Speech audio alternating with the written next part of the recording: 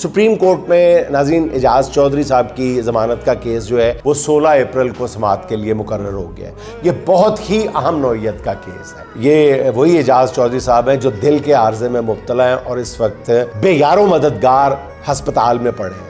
जानबूझ के उनको एक दूसरे हॉस्पिटल से पीआईसी में शिफ्ट किया गया। पीआईसी की जो सरबराही है वो एक ऐसे डॉक्टर साहब के पास है जो असल में शरीफ खानदान के जाती मुआलिज भी हैं और उस हॉस्पिटल में यानी पीआईसी में एजाज चौधरी को रखा गया है। और मैं बार बार कह रहा हूँ कि इंतहाई बेयारो मददगार हालत में वहां पे पड़े हैं। पूरा पूरा दिन डॉक्टर नहीं आता और किसी को मिलने की इजाजत नहीं है। इंतहाई सख्ती बरती जा रही और उनका केस जो है वो 16 अप्रैल के लिए मुकर्रर किया गया है।